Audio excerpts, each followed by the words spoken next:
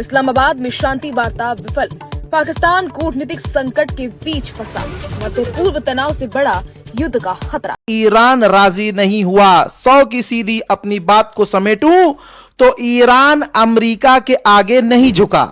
आने से पहले ही, यानी जिस वक्त ये डायलॉग शुरू भी नहीं हुए थे, तब से ही टीवी शोज का सिलसिला जारी था। हमारे चैनल पर भी प्रोग्राम्स हो रहे थे और हम यही कह रहे थे बार बार कि जी ये जो है ये पीस टॉक जो है वो कामयाब नहीं होगा। लेकिन कई लोगों का कहना था कि नहीं जी, ऐसी बात आप ना करें और आप तो गलत बात कर रही हैं और ये तो पाकिस्तान के खिलाफ है, तो फलां है, तो दिमाग में पता नहीं क्या क्या कहानियां मुझे कर रहे थे। इस्लामाबाद टॉक्स 21 घंटे की मैराथन डिस्कशंस, गुफ्तगू, नेगोशिएशंस नादरीन इनकंक्लूसिव, कोई नतीजा इनमें से नहीं निकला है। तो 21 घंटे जाग जाग के नादरीन हमारी आंखों के नीचे आपने हार्मोज बन चुकी है, स्टेट ऑफ हार्मोज बन चुकी है, लेकिन इन टॉक्स में से कुछ नहीं निकला। क्योंकि पाकिस्तान ने तो बहुत तरले कर लिए हैं। इतने तरले किए हैं कि आपकी सोच होगी, इतने तरले किए हैं कि आपकी सोच होगी कि यार ठीक है, बस मतलब पैगाम भेजे हैं, बात करना चाहते हैं, शेक हैंड किए हैं, वो एक ही पोजीशन में बैठे हुए हैं। सो इंटरेस्टिंग टाइम्स, देखते हैं क्या करते हैं। लेकिन इसमें यह बताना चाहूंगा कि इस वक्त 3-4 इसके जो स्पॉयलर्स हैं वो कौन कौन है। एक भारत है, कोयलों पे पड़ा है, वहां के एंकर जो है वो अपना दिमाग लूज कर चुके हैं। दूसरे वहां पे बाबे बीजेपी के और आरएसएस के, उनको झटके महसूस हो रहे हैं। तीसरे लोग कौन हैं? ज़ायनिस्ट यहूदी हैं जो ये नहीं चाहते कि अमन की तरफ जाएं और वो चाहते हैं कि दुनिया के अंदर गड़बड़ रहे, ये मुसलमान एक दूसरे को मार मार के कमजोर हो जाएं और फिर हम ग्रेटर इजराइल की बुनियादें पक्की कर लें। इसके बाद दोस्तों कंगले पाकिस्तान ने आइडिया यह दिया कि दोनों अमेरिका और ईरान मिलकर स्ट्रेट ऑफ हॉर्मुज चला लो। यानी जो बात अमेरिका ने बोली वही अमेरिका के पालतू शहबाज शरीफ ने बोली। शहबाज शरीफ ने कहा कि हम प्रपोजल देते हैं, और ये चूरन का चार ऐसे बता रहा था प्रपोजल कि जैसे कुछ नई बात लेके आया, लेकिन नई बात लेके नहीं आया। जो अमेरिका ने रखी बात वही कॉपी पेस्ट कर दी इसने और कह दिया स्ट्रेट ऑफ हॉर्मुज ईरान और अमेरिका मिलकर चलाएं। पाकिस्तान की सबसे बड़ी चुनौती ये है कि वो एक साथ दो शक्तिशाली पक्षों के बीच फंस गया है। एक तरफ अमेरिका है जिससे पाकिस्तान को आर्थिक सहायता, अंतर्राष्ट्रीय वित्तीय संस्थानों में समर्थन और सुरक्षा सहयोग की उम्मीद रहती है। दूसरी तरफ ईरान है जो उसका प्रत्यक्ष पड़ोसी है और जिसके साथ करीब 900 किलोमीटर लंबी सीमा साझा करता है। ये सीमा पहले से ही अस्थिर और संवेदनशील मानी जाती है। स्थिति और जटिल इसलिए हो गई है क्योंकि अगर अमेरिका भविष्य में ईरान पर किसी सैन्य कार्रवाई के लिए पाकिस्तान के एयरबेस या सैन्य ठिकानों का इस्तेमाल करता है तो पाकिस्तान सीधे ईरान के निशाने पर आ सकता है। ईरान पहले ही चेतावनी दे चुका है कि वो किसी भी देश को नहीं छोड़ेगा जो उसके खिलाफ अमेरिकी सैन्य गतिविधियों में सहयोग करेगा। तो फिर अगर यही होना था तो फिर आने की क्या जरूरत थी? वहीं से बैठे बैठे कह देते थी हमें आपकी कोई कंडीशन मंजूर नहीं है, हम आपकी किसी शर्त के ऊपर काम नहीं करेंगे, हम आपकी कोई बात नहीं सुनेंगे।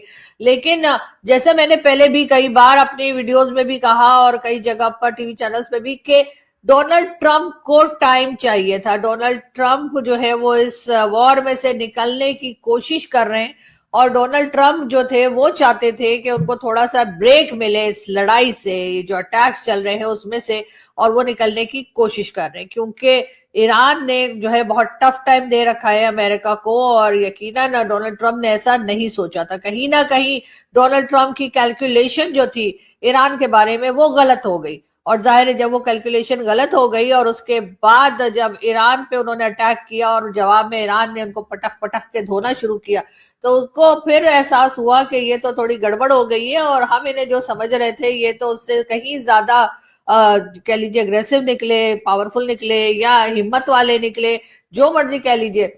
तो बहरहाल अब डोनाल्ड ट्रंप जो है वो इस वॉर में से निकलने की कोशिशों में थे और डोनाल्ड ट्रंप को कुछ सोचने के लिए, कुछ अपनी कह लीजिए कि अपना दिमाग थोड़ा खंगालने के लिए टाइम चाहिए था और वो टाइम उन्हें प्रोवाइड कर दिया पाकिस्तान ने। कि पाकिस्तान ने कहा कि चले नहीं पीस टॉक करवा देते हैं। अब पीस टॉक करवाने से पहले जो है वो सीज फायर का कहा गया। अभी और बातें कि इजराइल की तरफ से कई जगह पर अटैक्स चलते रहे और वो सिलसिला बहुत कह लीजिए कंप्लीटली तो नहीं रुका लेकिन थोड़ा कम हो गया।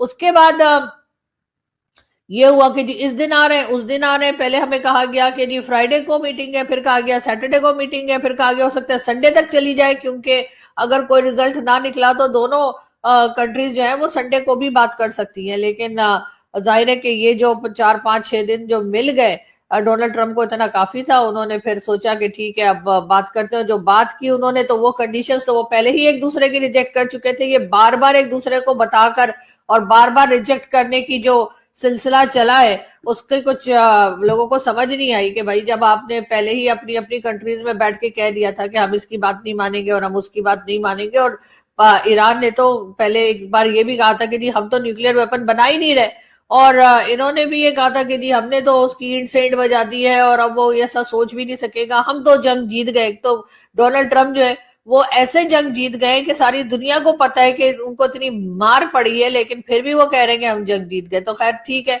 अब किसी के बोलने पे, किसी के कुछ कहने पे तो आप पाबंदी नहीं लगा सकते, और वो भी डोनाल्ड ट्रंप। दादा अमेरिका हमें बता रहा है कि हम प्रॉब्लम में होंगे या हम दुनिया के लिए प्रॉब्लम है। अमेरिका को खुद समझना चाहिए कि अमन का दुश्मन इस वक्त सिर्फ और सिर्फ अमेरिका है। तो प्रैक्टिकली नाज़रीन आप ये देखें कि स्ट्रेट ऑफ हार्मुज बंद है, स्ट्रेट ऑफ हार्मुज के ऊपर इनका जाकर एग्रीमेंट नहीं हो रहा, अब हार्मुज के ऊपर एग्रीमेंट नहीं हो रहा, अब हार्मुज ईरान छोड़ने को तैयार नहीं है। Time is running out for the Donald Trump. Iran की जानिब से कहा गया कि भाई हमें कोई जल्दी नहीं, जल्दी तुम्हें होगी। तो जल्दी ट्रंप को है कि स्ट्रेट ऑफ हार्मुज खुलवाए। नवंबर में इलेक्शंस होने वाले, मिड टर्म इलेक्शंस होने वाले हैं। अमेरिका के अंदर ट्रंप की पॉपुलैरिटी गिर गई है। अमेरिका की सुपर पावर, अमेरिका की जो पावर डायनामिक्स है या जो पावर मोनोपोली है वो क्वेश्चनेबल हो चुकी है। लिहाजा जो घड़ी की टिक है वो ट्रंप के लिए हो रही है। ईरान ये कह रहा है कि आपने हार्मुज हम नहीं खोलने देंगे। ईरान ये कह रहा है कि भाई हम वहां से किसी भी जहाज को नहीं गुजरने देंगे, और जो भी जहाज गुजरेगा वो हमें टैक्स देकर, हमें टोल टैक्स देकर वहां से गुजरेगा। अमेरिका ये कह रहा है कि जनाब हम वहां से माइंस हटा रहे हैं, लेकिन ईरान कह रहा है कि कुछ भी वहां से हट नहीं रहा, माइंस अपनी जगह के ऊपर इंटैक्ट हैं। ईरान की रजीम पूरे छत के ऊपर खड़े होकर ऊंची ऊंची स्क्रीम कर रही थी कि हम युद्ध जीत गए।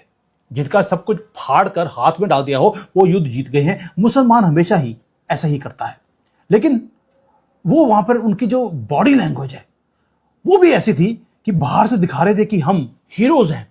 लेकिन अब थोड़ा सा क्लोजली वॉच कीजिए, 70 लोगों की डेलीगेशन पहुंची है पाकिस्तान के अंदर। क्या कर रही है? पहली बात यह है कि 70 के 70 लोग एक प्लेन में नहीं गए, 3 सेपरेट प्लेन्स के अंदर ये लोग पहुंचे हैं और उसको सराउंड किया गया पाकिस्तान की फाइटर जेट्स के थ्रू। उनको एस्कॉर्ट करके लेके आए हैं क्योंकि उनको डर था कि कहीं उनको आसमान में उड़ा ना दिया जाए अमेरिका की तरफ से। ये आपको लगते हैं कि एक जो जीता हुआ आदमी हो, क्या वो आपको एक कॉन्फिडेंट विक्ट्री वाला आदमी दिखता है ऐसी हरकतें करते हुए? ऐसे लगता है कि वो डूम्सडे से एस्केप करने की कोशिश कर रहे हैं।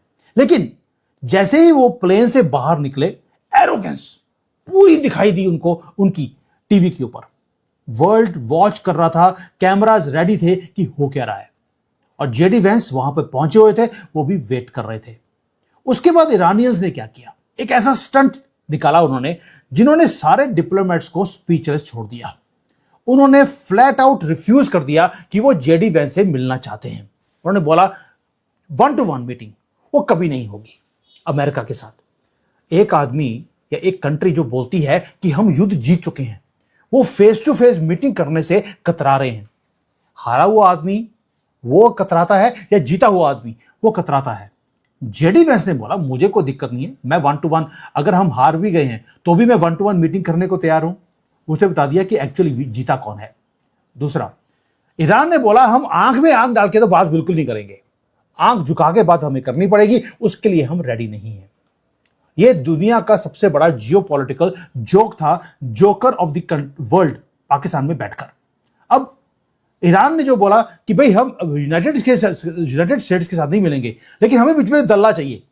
शहबाज शरीफ बोलता मेरे से बड़ा दलाल इस दुनिया में कौन हो सकता है। तो प्राइम मिनिस्टर ऑफ पाकिस्तान वो दलाली करने बैठ गया।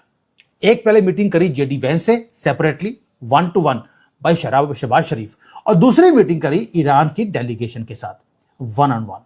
आप सोच के देखिए, एक लीडर पाकिस्तान का जिसकी क्रेडिबिलिटी या लीवरेज जीरो है, पाकिस्तान के अंदर भी इसकी क्रेडिबिलिटी जीरो है, वॉशिंगटन के सामने जीरो है, और तेहरान के ऊपर भी कोई लीवरेज या इनकी कोई भी हैसियत दोस्तों, नहीं है। पाकिस्तानियों का सारा नौटंकी फेल हो गया।